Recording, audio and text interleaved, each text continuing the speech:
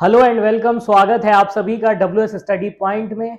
इस वीडियो में हम लोग पढ़ेंगे भीमराव अंबेडकर के द्वारा जो सामाजिक न्याय की बात करी गई है, सोशल जस्टिस की बात की गई है, हम उसको जानेंगे, उसको पढ़ेंगे कि सामाजिक न्याय उनको किससे चाहिए और कैसे चाहिए। उस पर थोड़ी हम लोग चर्चा करेंगे, उसको जानने की कोशिश करेंगे।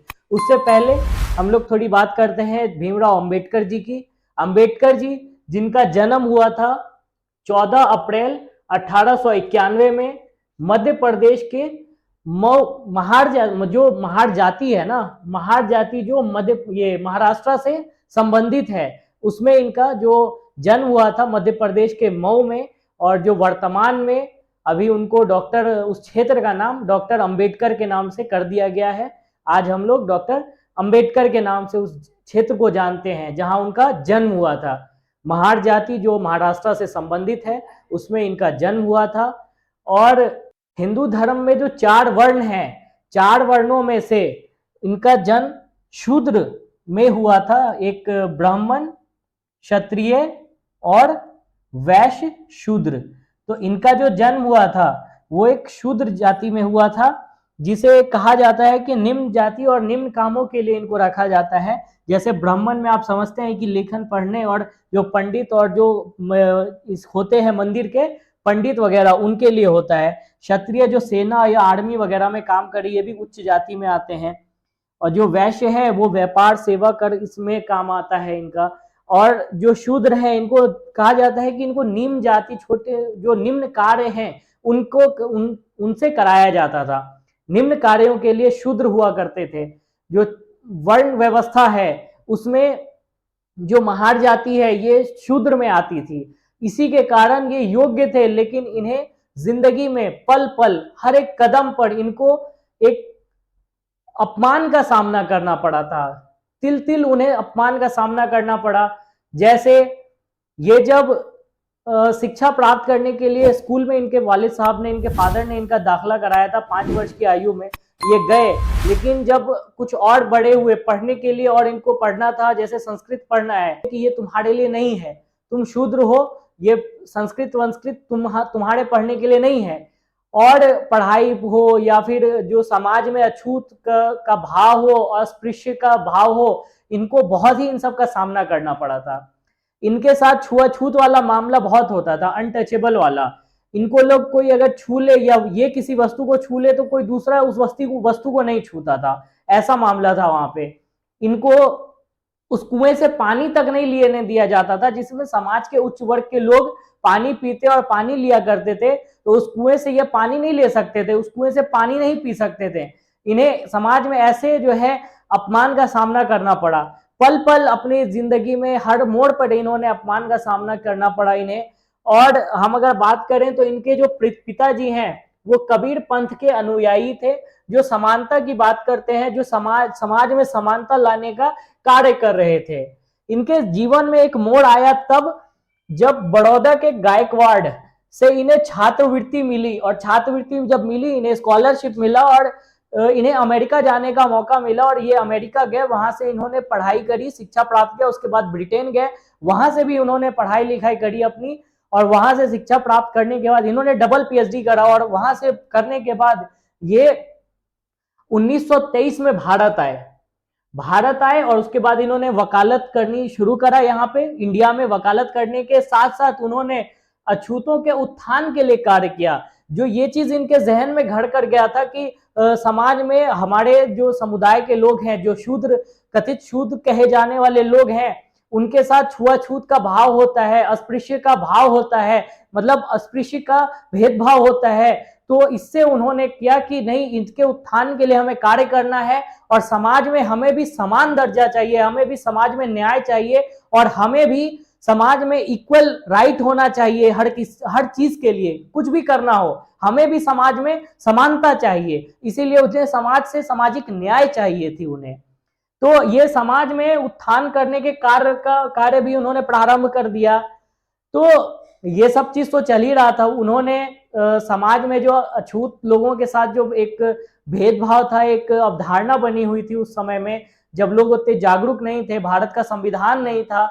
आप ये देख लीजिए कि जिसको किताब नहीं पढ़ने दिया जाता था, जिसे मतलब कुछ पढ़ने लिखने से रोका गया, उसी इंसान ने भारत का संविधान लिख दिया। और आज भी जो हम भारत का इतना हमारा जो संविधान है, विशाल संविधान है, और जो हमारे भारत का महान संविधान है, वो किसने लिखा?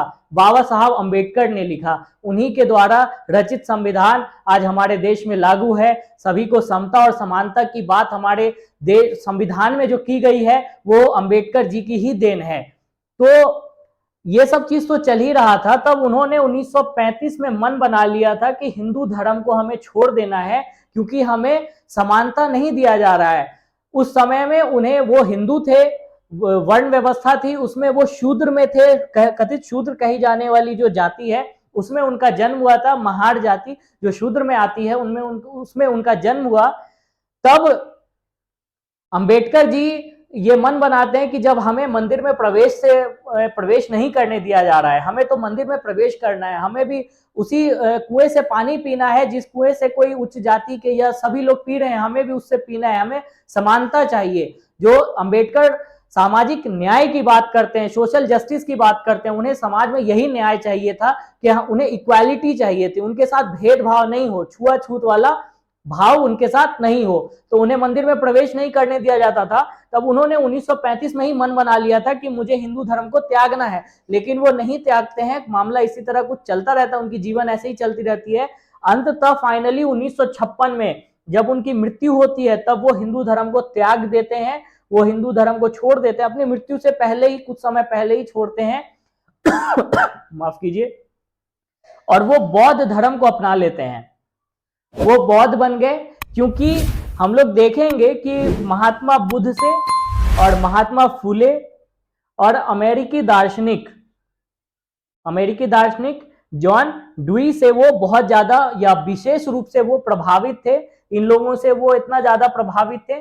तो महात्मा बुद्ध से तो वो प्रभावित थे ही, इसीलिए उन्होंने फाइनली अपने मौत से पहले, जब उनका देहांत हुआ उससे कुछ समय पहले ही उन्होंने हिंदू धर्म को त्याग दिया और उन्होंने जो बौद्ध धर्म है वो बौद्धिस्ट हो गए। उन्होंने बौद्ध धर्म को अपना लिया और अपने जीवन में पूरी जिंदगी उन्होंने जो अपने समाज के जो दलित लोग हैं, दलितों के उत्थान के लिए काम किया, दलितों को समान दर्जा दिलाने का काम किया और समाज में दलितों के लिए काम किया। उन्होंने अंग्रेजों से भी बात करी, अंग्रेजों से भी उन्होंने सोचा कि हम बात करते हैं और जो दलित के उत्थान के लिए काम करते हैं, इसीलिए वो गोलमेज सम्मेलन में भी शामिल हुए।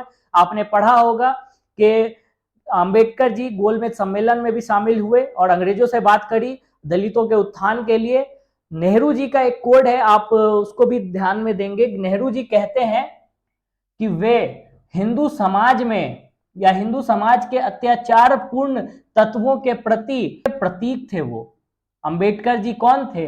अंबेडकर जी के बारे में नेहरू जी लिखते हैं कि वे हिंदू समाज के अत्याचार पूर्ण तत्वों के प्रति विरोध के प्रतीक थे वो। तो ये थी बात सामाजिक न्याय की, सोशल जस्टिस की। अंबेडकर जी का जो सामाजिक न्याय था, वो समाज में न्याय चाहते थे। वो यही है कि उन्हें अछूत जो समझा जाता था, उन्हें छुआछूत का सामना करना पड़ा। जो भी उन्होंने अपने जीवन में सामना किया, बचपन से उन्हें जो भी अपमान का सामना करना पड़ा, उसके खिलाफ उन्होंने लड़ाई लड़ी। उसके खिलाफ वो अपने समाज के सभी लोगों से वो लड़ते रहे और अपने लोगों को बताते रहे। अब बोले कि तुम भी लड़ो, तुम पढ़ो। अंबेडकर जी इसीलिए वो तालीम को, कलम को हाथ में लेने के लिए हमेशा पक्षधर थे और वो कहते थे कि पढ़ो लिखो, तभी तुम्हारे हमारे समाज का उत्थान हो सकेगा, दलितों का उत्थान हो सकेगा। वरना ये जो कथित जो उच्च जाति के लोग हैं वो तुम पर शासन करते रहेंगे, तुम्हारे ऊपर हमेशा से वो तुमको दबाते रहेंगे। आप जानते हैं कि इतिहास में हम लोगों ने देखा है कि दलितों के साथ कितना अत्याचार हुआ है। तो इन्हीं सब के खिलाफ उन्होंने एक मुहिम छेड़ा, एक उनका जो एक आंदोलन था सामाजिक उत्थान के लिए, जो दलितों के उत्थान के लिए और सामाजिक न्याय का, वो यही था। अंततः 6 दिसंबर 1956 को गांधी अंबेडकर जी इस दुनिया से चले गए और जाने से पहले उन्होंने हिंदू धर्म को त्यागा और बौद्ध धर्म को भी अपना लिया।